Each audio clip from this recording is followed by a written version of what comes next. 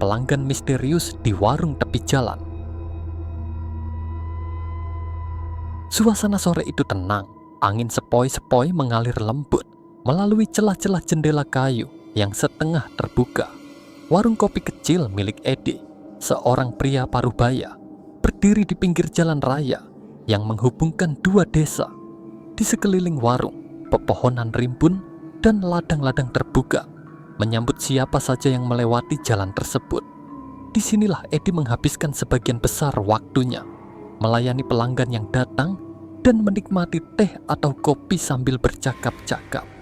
Edi telah mengelola warung ini sejak puluhan tahun yang lalu. Suasana warungnya tidak pernah berubah. Meja kayu yang agak tua, kursi-kursi plastik yang sudah pudar warnanya, dan dinding dengan lukisan jadul yang menggambarkan pemandangan alam.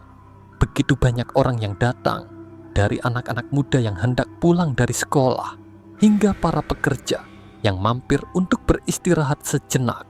Disinilah kisah ini dimulai pada malam yang sepi.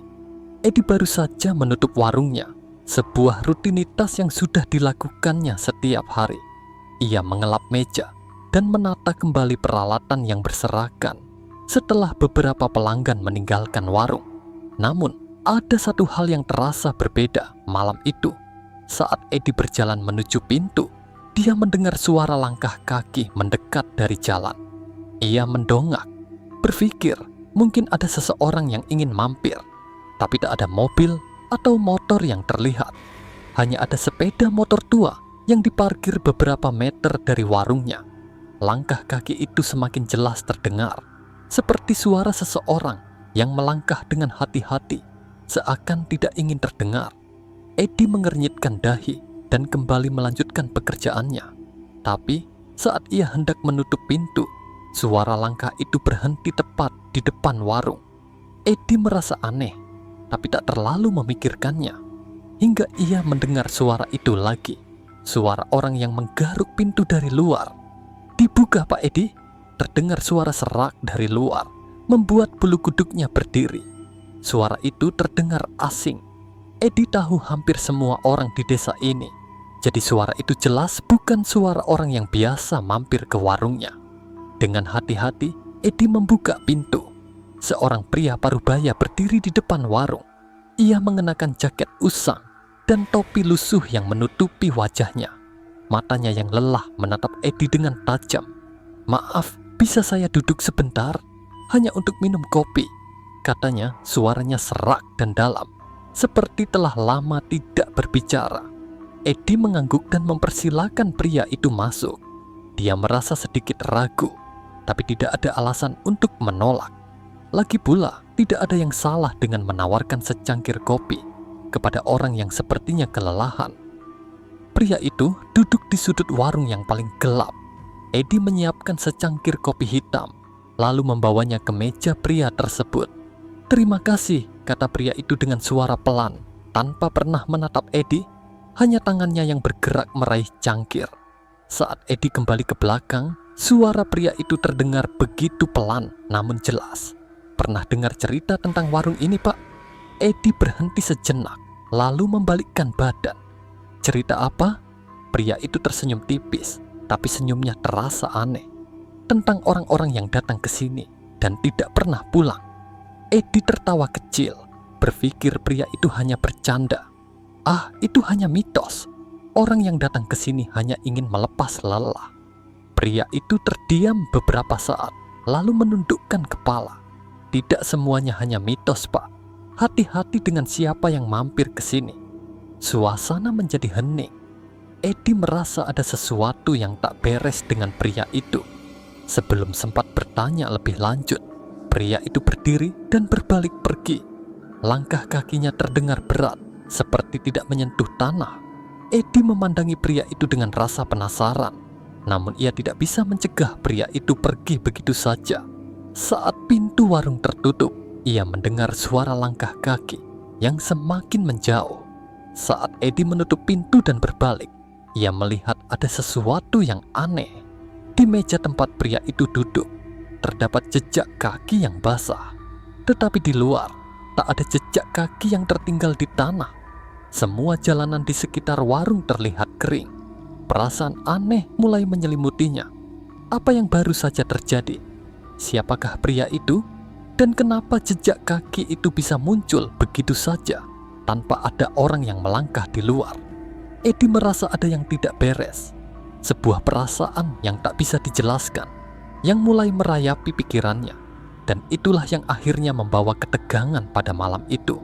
Setelah kejadian malam itu, Edi mencoba untuk menenangkan pikirannya. Ia terus bekerja seperti biasa, melayani pelanggan yang datang di pagi hari. Namun, perasaan aneh yang menyelimuti dirinya semakin kuat. Setiap kali ia melintasi meja tempat pria itu duduk, pandangannya tertuju pada jejak kaki basah yang kini sudah mulai mengering. Rasanya seperti ada yang tak beres, tapi ia berusaha mengabaikannya. Siang itu, warung sepi. Hanya ada 1-2 orang yang singgah untuk membeli kopi, dan Edi mulai merasa sedikit lega. Hanya saja, hatinya masih tidak tenang. Kepalanya dipenuhi dengan pertanyaan-pertanyaan yang tak kunjung terjawab. Siapakah pria itu? Kenapa ia merasa begitu asing? Padahal seharusnya Edi tahu semua orang yang tinggal di sekitar sini.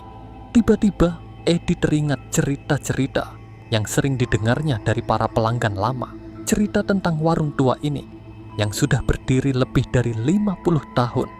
Dulu, warung ini pernah menjadi tempat peristirahatan bagi para pelancong, terutama mereka yang melewati jalanan ini untuk menuju desa sebelah. Tapi, setelah beberapa kecelakaan maut yang terjadi di sekitar sini, warung itu mulai dikenal sebagai tempat yang membawa kesialan. Menurut cerita orang tua, ada beberapa pengunjung yang datang dan tidak pernah kembali, seperti hilang di telan bumi. Hanya barang-barang mereka yang tertinggal, seolah-olah mereka telah menghilang begitu saja tanpa jejak. Edi tertawa kecil mendengar cerita itu, berpikir bahwa itu hanyalah cerita-cerita kosong. Namun, dengan kejadian semalam, rasanya semakin sulit untuk tidak mempercayai apa yang dikatakan orang-orang. Hari demi hari berlalu, dan perasaan Edi semakin berat. Suara-suara aneh mulai terdengar dari dalam warung saat malam tiba. Kadang, Edi mendengar pintu berderit, meski ia sudah mengunci rapat. Ada juga suara langkah kaki yang datang dan pergi, meski tak ada seorang pun yang masuk. Suara itu bukan hanya mengganggu pikirannya, tapi mulai mengganggu tidurnya. Suatu malam, Edi memutuskan untuk tetap membuka warung lebih lama. Ia merasa sepi dan lebih baik menunggu jika ada yang datang. Namun, malam itu tak ada seorang pun yang datang. Angin malam berhembus kencang, menerpa daun-daun pohon yang ada di luar, mengeluarkan suara gemerisik yang semakin lama semakin terdengar seperti bisikan. Saat itu juga, Edi mulai merasa ketakutan yang tak bisa dijelaskan. Tiba-tiba, ia mendengar pintu warung berderit. Langkah kaki itu kembali terdengar, pelan namun pasti, mendekat ke arah warung. Hatinya berdebar lebih cepat. Edi merasa gelisah, ingin segera melayani pelanggan yang datang. Tapi ada rasa takut yang menyelimutinya. Ketika pintu terbuka, Edi tidak melihat siapapun. Hanya ada bayangan gelap di luar, dan udara dingin yang menyentuh wajahnya. Panik mulai merayapi dirinya. Edi buru-buru menutup pintu dan mengunci gembok dengan cepat. Ia kembali duduk di meja, mencoba untuk menenangkan dirinya sendiri. Namun, pandangannya tertuju pada meja yang kosong. Tiba-tiba, tanpa alasan yang jelas, Edi merasakan ada yang mengawasi. Ia menoleh ke kanan, dan di sana, di sudut yang gelap, pria itu, pelanggan yang datang malam itu, berdiri, menatapnya dengan tatapan yang tajam. Edi terlonjak, jantungnya hampir berhenti berdetak. Pria itu berdiri tepat di depan meja, tanpa suara, tanpa gerakan. Matanya yang lelah itu masih menatap Edi, seakan ingin mengungkapkan sesuatu yang mengerikan. "Kenapa kamu masih di sini?" Edi mencoba berbicara. Suaranya serak. Pria itu tetap diam, namun wajahnya terlihat lebih pucat dari sebelumnya. Perlahan-lahan, ia mulai bergerak, melangkah mundur tanpa suara. Edi yang terkejut berusaha untuk mengikuti gerakannya. Dengan matanya, Namun pria itu seperti bayangan menghilang begitu saja. Edi segera bangkit dan berlari keluar warung, berharap menemukan jejak pria itu. Tapi di luar hanya ada kegelapan malam yang menyelimuti seluruh jalan. Tidak ada jejak kaki, tidak ada suara apapun, hanya kesunyian yang menakutkan. Saat Edi kembali ke dalam warung, ia mendapati sesuatu yang membuat tubuhnya membeku. Di meja tempat pria itu duduk sebelumnya sebuah benda tergeletak, sebuah kunci kecil berkarat yang tidak dikenalnya. Kunci itu terlihat tua, sangat tua, dengan bentuk yang aneh, seolah berasal dari zaman dahulu. Di baliknya ada ukiran samar yang sulit dikenali. Edi merasa ada sesuatu yang sangat salah. Ia tidak tahu mengapa, tapi ada perasaan yang dalam bahwa kunci itu memiliki hubungan dengan kejadian-kejadian aneh yang terjadi belakangan ini. Siapakah pria itu sebenarnya? Apa hubungan kunci ini dengan kejadian yang sedang berlangsung di warungnya? Hari-hari berikutnya, ketegangan semakin meningkat. Edi tidak pernah merasa tenang lagi. Suara-suara aneh, jejak kaki yang tak pernah ada, dan kunci yang misterius itu selalu menghantuinya. Tertanam dalam benaknya pertanyaan besar yang tak pernah terjawab. Siapakah pria itu? Apa yang sebenarnya terjadi di warung tua ini?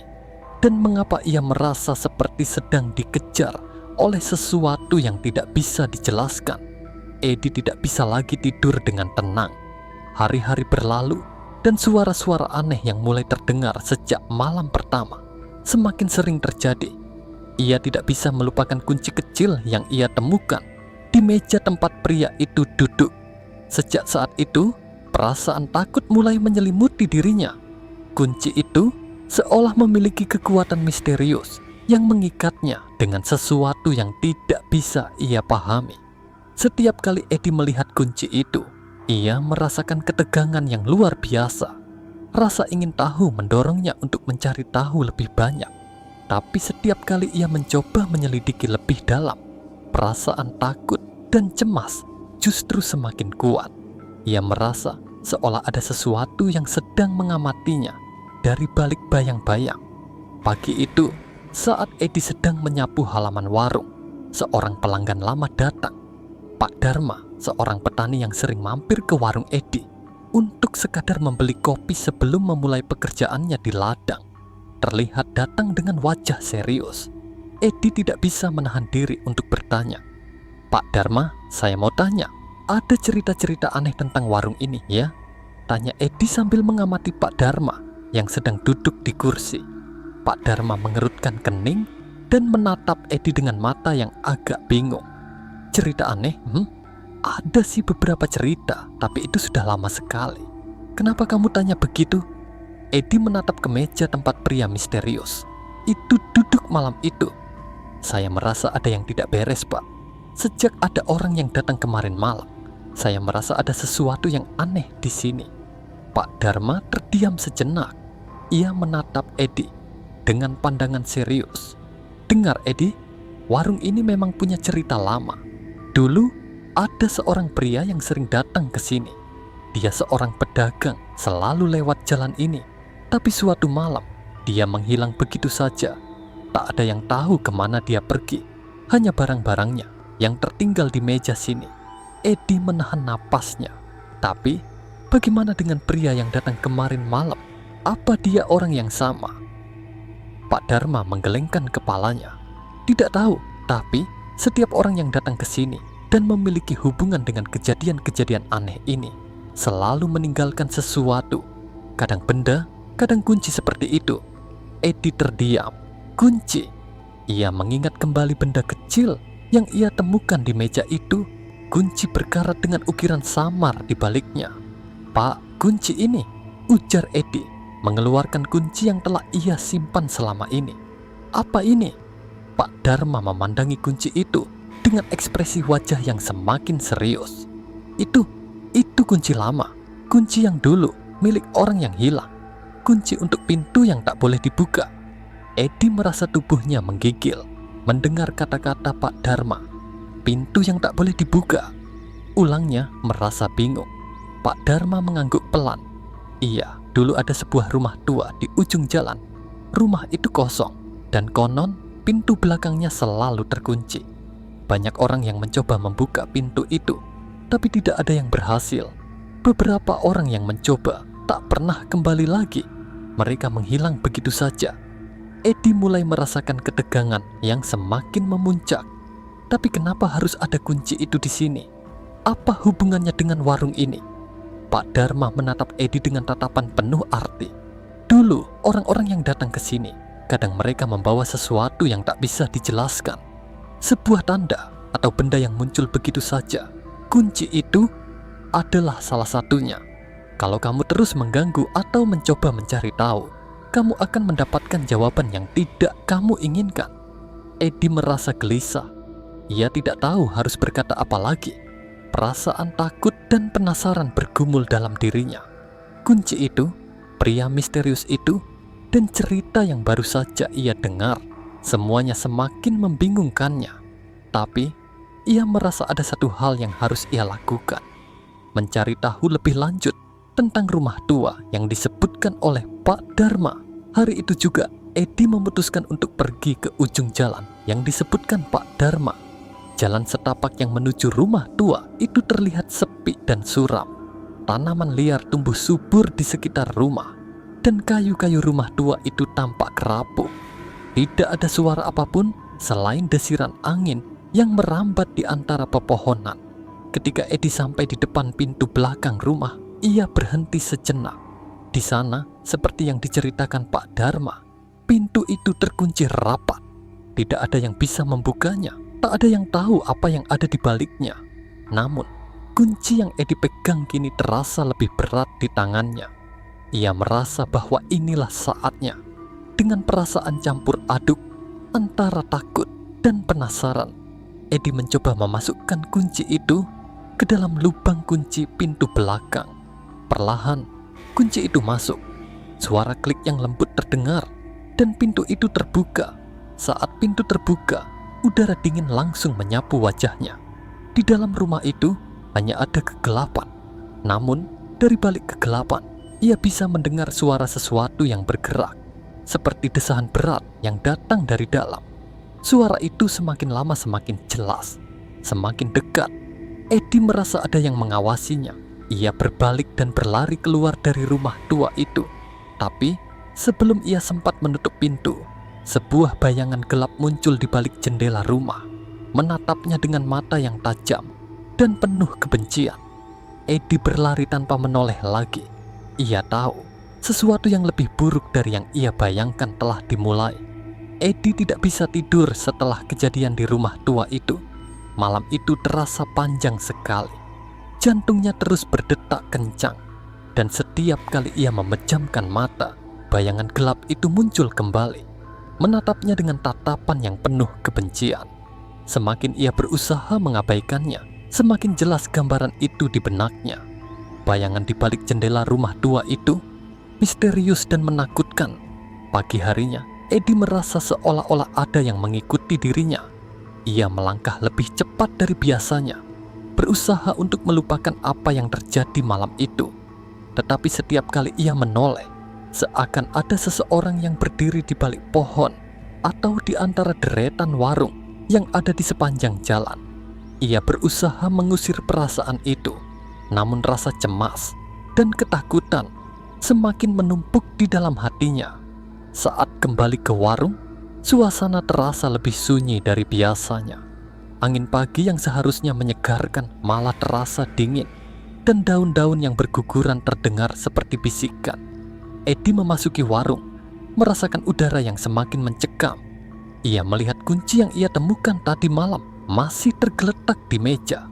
Tanpa sadar, ia memegang kunci itu lagi, merasa aneh, dan tak bisa menjelaskan mengapa ia merasa begitu terikat dengan benda itu. Hari berlalu dengan lambat, dan warung tetap sepi. Edi hanya melayani beberapa pelanggan yang datang dengan wajah yang terburu-buru, seolah-olah mereka ingin segera pergi. Ketika sore tiba, warung mulai sepi, dan ia kembali teringat akan rumah tua itu. Sesuatu di dalam dirinya mendorongnya untuk kembali ke sana, untuk mencari jawaban atas semua yang telah terjadi. Tetapi kali ini, ia merasa bahwa ada yang salah, bahwa ia tidak bisa melakukannya sendirian. Sore itu, Edi pergi menemui Pak Dharma. Ia tahu, pria tua itu mungkin tahu lebih banyak tentang apa yang sebenarnya terjadi. Dengan perasaan cemas, Edi menceritakan pengalaman malam sebelumnya, tentang bayangan yang ia lihat di rumah tua, tentang suara aneh yang datang dari dalam rumah, dan tentang kunci yang ternyata membuka pintu belakang rumah itu. Pak Dharma mendengarkan dengan penuh perhatian, dan setelah Edi selesai bercerita, ia menarik napas panjang. Dengar Edi, ada sesuatu yang sudah lama terkubur di sini, sesuatu yang tidak bisa diselesaikan oleh waktu. Rumah tua itu bukan hanya sekadar rumah kosong. Ada kekuatan yang mengikatnya dengan tempat ini. Ada alasan mengapa orang-orang yang pergi ke sana tidak pernah kembali. Edi merasa tubuhnya kaku. Apa maksud Pak Dharma? Pak Dharma menatap Edi dengan tatapan serius. Pintu belakang itu bukan pintu biasa. Itu adalah pintu yang menghubungkan dunia ini dengan dunia lain. Banyak yang mencoba membuka pintu itu, tapi mereka tidak kembali. Yang mereka temui di sana adalah bukan manusia lagi. Edi merinding mendengar penjelasan itu. Tapi, apa hubungannya dengan warung ini? Mengapa saya menemukan kunci itu di sini? Pak Dharma menghela napas, seakan-akan mencoba mencari kata-kata yang tepat. Kunci itu bukan untuk membuka pintu di rumah tua saja. Itu adalah kunci untuk membuka pintu antara dua dunia. Kunci itu hanya muncul pada orang-orang tertentu, mereka yang tak sengaja terikat dengan apa yang ada di dalam rumah itu. Kamu, Edi, terpilih, dan sayangnya kamu sudah membuka pintu itu. Edi merasa dunia seakan terbalik. Jadi, apa yang harus saya lakukan sekarang? Pak Dharma menatap Edi dengan tatapan penuh keprihatinan. Kamu harus kembali ke rumah itu, Edi. Hanya dengan menutup pintu itu, kamu bisa menghentikan semuanya. Tapi hati-hati, apa yang ada di dalam rumah itu sudah tahu kamu datang, dan mereka tidak akan membiarkanmu pergi dengan mudah. Kata-kata Pak Dharma terngiang-ngiang di kepala Edi. Ia merasa semakin bingung dan ketakutan. Seharusnya ia tidak pernah membuka pintu itu, tapi sekarang sudah terlambat. Ia harus kembali ke rumah tua itu. Jika tidak, ia akan terus dihantui oleh apa yang ada di sana. Malam itu, Edi kembali ke rumah tua. Malam yang lebih gelap dari sebelumnya, dengan langit yang tampak terbungkus kabut hitam. Ia memegang kunci itu erat-erat, merasakan getaran yang tidak bisa dijelaskan. Begitu ia sampai di depan rumah, suasana terasa lebih mencekam. Pintu belakang yang tadi terbuka kini tertutup rapat, seolah menantangnya untuk masuk. Edi memasukkan kunci itu ke dalam lubang kunci, dan pintu itu terbuka. Suara berderit yang tajam terdengar, dan sebuah hembusan angin dingin menyambutnya. Tanpa berpikir panjang, Edi melangkah masuk. Begitu ia melangkah, pintu itu tertutup kembali dengan keras.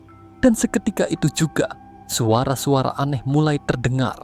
Suara langkah kaki, suara bisikan, dan suara desahan berat yang semakin mendekat. Edi berlari menuju ruang belakang rumah. Namun, sebelum ia bisa sampai, sebuah bayangan gelap melintas di depannya, menghadangnya. Bayangan itu memiliki tubuh yang tinggi besar, dengan wajah yang kabur, tetapi matanya yang kosong dan menakutkan, memandang Edi dengan tatapan penuh kebencian. Edi, kamu tidak bisa pergi. Suara itu terdengar, namun bukan dari mulut bayangan itu. Suara itu datang dari seluruh ruangan, seolah suara-suara yang tidak tampak sedang mengepungnya. Edi merasa tubuhnya lemas. Ia ingin lari, tetapi kakinya terasa berat. Bayangan itu semakin mendekat, dan suara itu semakin jelas, semakin mengerikan. Edi merasakan hawa yang semakin dingin, seolah dunia di sekitarnya mulai runtuh. Dengan sekuat tenaga, Edi berlari menuju pintu depan. Namun, saat ia mencapai pintu, ia melihat sesuatu yang mengerikan. Pintu itu telah tertutup rapat. dan bayangan gelap itu kini berdiri di depannya, menatapnya dengan penuh kebencian. Sudah terlambat, suara itu berbisik. Sekarang kamu adalah bagian dari kami. Tiba-tiba, seluruh rumah itu bergetar. Eddie merasa dunia di sekitarnya mulai hancur, dan suara-suara aneh itu semakin keras.